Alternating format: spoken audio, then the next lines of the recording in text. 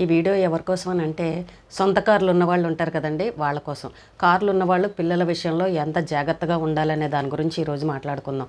బెంగళూరులో ఒక కుటుంబం ఇలాగే బజార్లో వెళ్తూ ఉంటే ఆ కారుకి ఉన్న సన్ రూఫ్ ఉంటుంది కదా, అంటే కారుకి పైన డోర్ ఉంటుంది కదా, అది ఓపెన్ చేసి వాళ్ళ పిల్లాడు అందులో లేచి నిలబడి చూస్తూ ఉన్నాడంట. అయితే అలా డ్రైవింగ్ చేసుకుంటూ వెళ్తూ ఉంటే మధ్యలోనూ భారీ గేట్ వచ్చింది. ఆ ఇనప భారీ గేటు ఆ పిల్లాడు తలకు తగిలేసి కారులోనే కుప్పకూలిపోయాడు. వెంటనే ఆసుపత్రికి తీసుకువెళ్ళారు. అయితే అదృష్టం బాగుండి ఆ పిల్లాడికైతే ఏమీ కాలేదు, ప్రాణాలతో బయటపడ్డాడు. కానీ విపరీతమైన గాయాలైతే తలకు తగిలాయి. ఇక్కడ గమనించాల్సిన విషయం ఏంటంటే, పెద్దవాళ్లే తల్లిదండ్రులే పక్కనుండగానే పిల్లలకి ఇలాంటి ప్రమాదం జరిగింది అని అంటే ఎంత అజాగ్రత్తగా ఎంత నిర్లక్ష్యంగా ఉన్నారన్న దాన్ని గమనించుకోవాలి. ఇప్పుడు డ్రైవ్ చేసేవాళ్ళు అటు రోడ్డు వైపే చూస్తూ ఉంటారు, కానీ మన పిల్లలు ఉన్నారు వెనకాల, వాళ్ళు ఏం చేస్తున్నారు, లేచి నిలబడ్డారా, ముందర ఏమొస్తుంది ఏంటి అనేది ఇలాంటివి ఏమీ గమనించుకోరు. కానీ ఇలా సన్ రూఫ్ డోర్లు ఉన్నవాళ్ళు మాత్రం ఇలా ట్రాఫిక్ రోడ్లో అస్సలు డోర్ని ఓపెన్ చేయకూడదు. సరదా కోసం బయట అన్నీ చూస్తామని పిల్లలు ఎంత మారం చేసినా కూడా అస్సలు డోర్ ఓపెన్ చేయకూడదు. ఇవి చాలామంది చెప్తున్న మాట ఏంటంటే, ఇవి విదేశాల్లో ఉన్నవాళ్ళు, వాళ్ళకి ఎండ తక్కువగా ఉంటుంది, మంచు అది ఎక్కువగా ఉండడం, చలి ఎక్కువగా ఉండడం వల్ల ఇలా సన్ రూఫ్ డోర్లు ఓపెన్ చేసుకుని ప్రయాణాలు చేస్తూ ఉంటారు.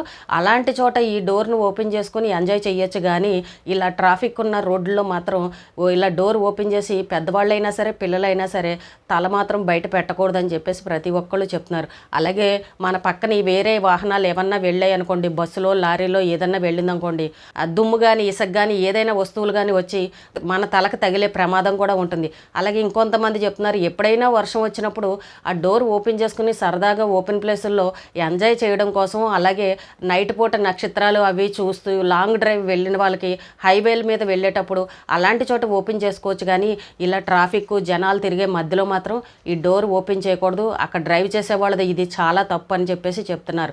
ఇప్పుడు చూడండి, తల్లిదండ్రులు దగ్గరుండగానే పిల్లలు ఎంతోమంది ప్రమాదాలకు గురయ్యారు.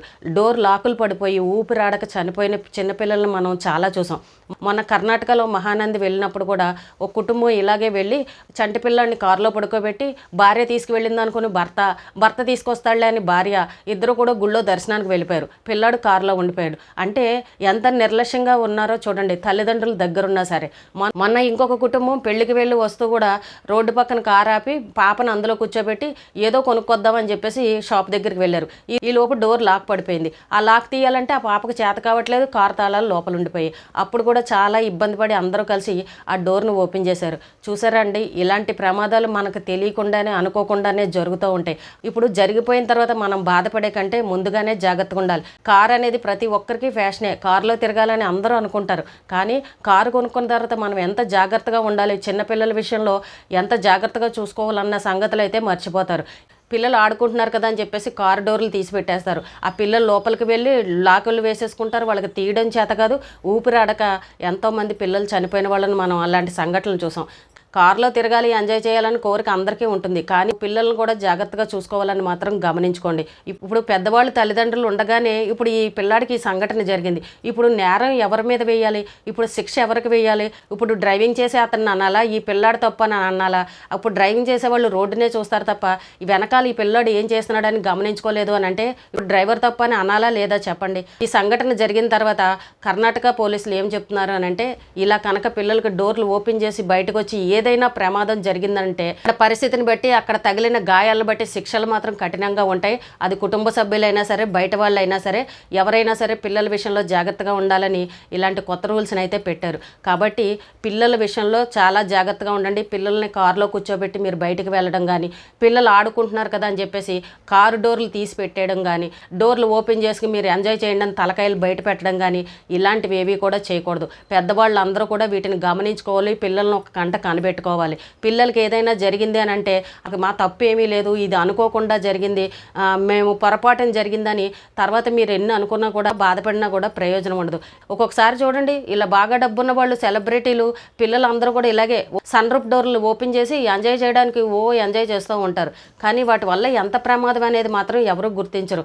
అలా డబ్బున్న వాళ్ళు చేశారు కదా, మనం కూడా అలాగే చేద్దాం, మనకేం తక్కువ అని అన్నట్టు గొప్పలకు పోయి కొంతమంది ఇలా కూడా ప్రవర్తిస్తూ ఉంటారు. చూడండి, పిల్లలకి ఏదైనా జరిగిందంటే అల్లాడిపోయేది మనమే కదా.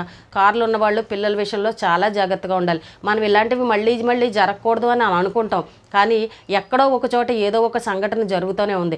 కానీ ఈ బెంగళూరులో చూసిన సంఘటన మాత్రం అసలు ఆ డ్రైవింగ్ చేసే అతను ఎందుకు చెప్పలేదు? తండ్రి అవ్వచ్చు, డ్రైవర్ అవ్వచ్చు, ఎవరైనా అవ్వచ్చు, కానీ ఆ పిల్లాడిని కూర్చోమని చెప్పాలి కదా. అక్కడ ఆ పిల్లాడిని ఎందుకు కంట్రోల్ చేయలేదో కూడా అర్థం కాని పరిస్థితి. అసలు ఆ సంఘటన ఊహించుకుంటేనే భయంకరంగా అనిపిస్తుంది. ఇనపది భారీ గేటు ఆ పిల్లాడికి ఎంత గట్టిగా తగిలి ఉంటుంది చెప్పండి, తలకి ఎంత పెద్ద గాయమై ఉంటుంది.